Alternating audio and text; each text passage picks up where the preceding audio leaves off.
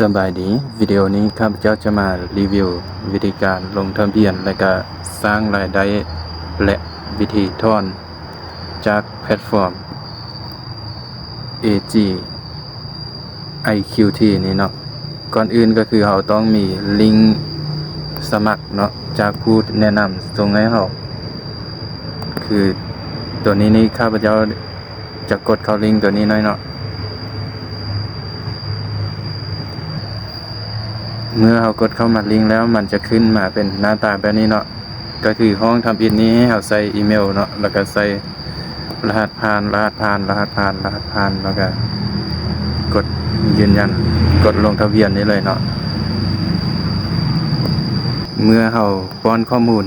ไปหมดแล้วให้เรากดลงทะเบียนนี้เลยเนาะ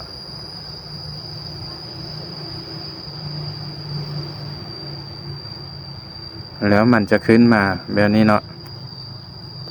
ตัวนี้ให้เราปิดออกไปเนาะกดยกเลิกกันเลยแล้วบัดนี้ให้เราเข้าบนนี้เนาะเข้าบนกิจกรรมนี้เนาะหรือว่าเข้าบนนี้ก็ได้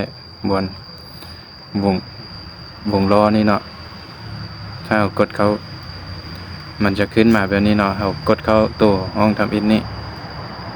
แล้วในนี้เราจะได้รับสิทธิ์หลังจากที่เราลงทะเบียนสำเร็จเราจะได้รับสิทธิ์ในการปิ้นวงล้อ1ครั้งเนาะแล้วมันจะมีเงินรางวัลตั้งแต่1.8 เหรียญ8,000นี่เนาะก็คือเรามาเสี่ยงเบิ่งว่าเราจะได้สำได้คือเราลองกดคลิกเบิ่งครั้งนึงเนาะมันจะปิ้นแบบนี้เนาะโอเคได้1.88เนาะถ้าว่าเราได้โชคดีได้หลายกว่านี้มันก็เราก็จะสามารถถอนได้เลยเนาะในนี้ถอนขั้นต่ำมันจะให้ถอนอยู่3 เหรียญเนาะคือบัญชีนี้ข้าพเจ้าได้เติมเข้ามาแล้วเนาะประมาณ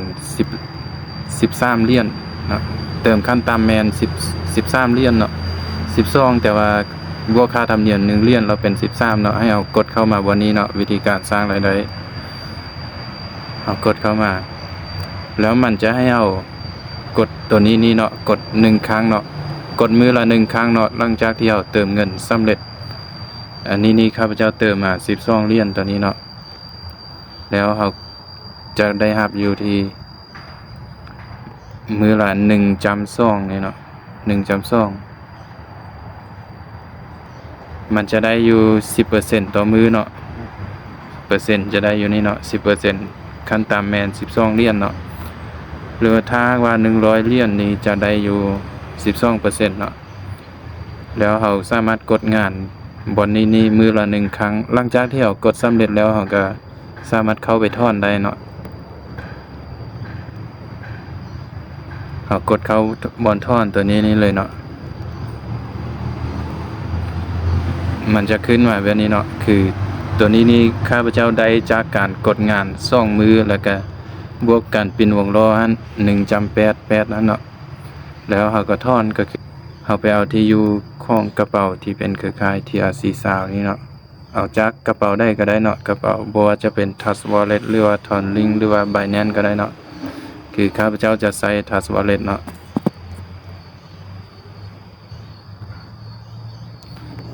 ตอนนี้เรามีเงินอยู่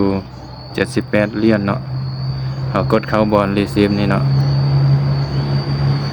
Copy เอาเลขกระเป๋าแล้วมาวางใส่เนาะจากนั้นใส่จำนวนที่เราต้องการถอนเนาะ4.472แล้วก็ใส่รหัสผ่านเนาะเมื่อเราใส่รหัสผ่านสำเร็จแล้วเราก็กด Confirm นี่เลยเนาะในการถอนจะบ่มีค่าธรรมเนียมเนาะเมื่อเราถอนสำเร็จแล้วมันก็จะขึ้นมาเป็นสำเร็จเนาะแต่ว่ามันจะเป็นขึ้นอยู่นี่เป็นหลอดท่าก็เนาะหลอดท่าประมาณ153 นาทีเนาะตามเนื้อในนี่เนาะถอนขั้นต่ำถอนมือละ1 ครั้งเนาะแล้วก็ขั้นต่ำ3 เหรียญแล้วก็ระยะเวลาการถอนแมน153 นาทีเงินก็จะเข้ากระเป๋าของเราเนาะเราก็มารอท่าเบิ่งว่าจะใช้เวลา ดนปานได้แท้ๆในระหว่างที่เรารอท้าข้าพเจ้าจะมาอธิบายตัวนี้นี่ตืมเนาะมันจะตัว activity นี้เนาะก็คือถ้าเราสมัครครั้งทำอิฐแล้วเราจะสามารถปินวงล้อได้1ครั้งเนาะแต่ว่าและถ้าเราเติมเงินสะสมเราจะได้รับรางวัลตืมเนาะคือเติมเงินสะสม 1,000 จะได้กดตัวนี้อีก1ครั้งเนาะแต่ว่าถ้าเราบ่สามารถเติมหลายขนาดนั้นเราสามารถแนะนำเพื่อนเนาะเราเข้าตัวนี้เนาะเอาไปเอาลิงก์อยู่บนนี้เมื่อเราแนะนำเพื่อนเติมเราเอาลิงก์ตัวนี้เนาะไปแนะนำหมู่เพื่อนแล้วถ้าหากว่าหมู่เพื่อนเราเติม1คนเราเติมเขาเจ้าเติม12เหรียญเราจะได้สิทธิ์ในการปินวงล้อนี้1ครั้งเนาะบัดนี้เราลองมากดเข้าบอนwithdraw นี่เบิ่งเนาะว่าเงินเอาถอนออกไปได้แล้วบ่มันจะสถานะตัวนี้มันจะขึ้นเป็น0แล้วเนาะเอากดเข้าบนนี่เบิ่งก็ได้เนาะเบิ่งประวัติเอาถอนอยู่ 4.47 เนาะบัดนี้เราย้อนไปเบิ่งที่กระเป๋า Trust Wallet ของเรา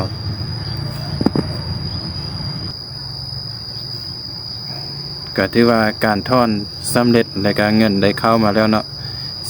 4.472 นี่เนาะในการถอนก็ถือว่าใช้เวลาอยู่ประมาณ153 นาทีแท้ๆเนาะให้ศึกษาเบิ่งดีๆแล้วก็ตัดสินใจด้วยตัวเองเนาะขอบใจ